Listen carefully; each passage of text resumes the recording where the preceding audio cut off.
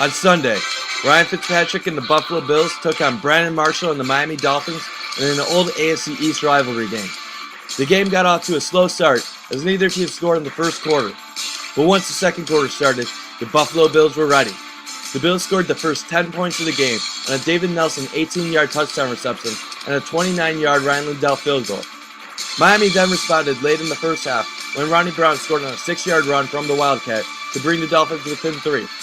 The game entered halftime with the Bills up 10-7. In the third quarter, Fitzpatrick connected on a 15-yard touchdown pass to Stevie Johnson to put the Bills up 17-7. Up 10 with 1 quarter to play, you figured that the Bills had a safe lead, but it was anything but. Brandon Marshall caught a 9-yard touchdown pass from Chad Henne with 7 minutes remaining in the fourth quarter to bring the Dolphins within 3 at 17-14. The next Bills drive stalled, giving the ball back to the Dolphins with plenty of time to tie or win the game. The Dolphins drove all the way to the Bills' 31-yard line, but had to settle for a field goal attempt to tie the game. Dolphins kicker Dan Carpenter missed the 48-yard field goal, and the Bills went on to win 17-14. It was the Bills' 4th victory of the season, and their first win over a divisional opponent this year.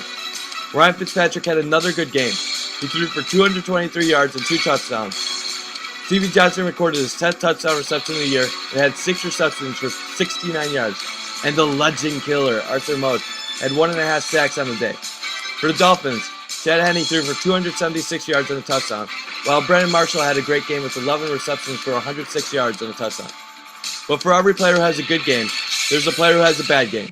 Dan Carpenter was that player on Sunday, as he went 0 for 4 on field goal attempts, including one that could have tied the game late in the game. Also, before we end this video, I'd like to have a shout out to former UB wide receiver Naaman Roosevelt, as he had his first 2 career NFL catches on Sunday. With the win, the Bills moved to 4-10 and play next week at home versus New England. While with the loss, the Dolphins fell to 7-7 and are officially eliminated from the playoff chase. For the B-Zone, I'm Mike Bunt.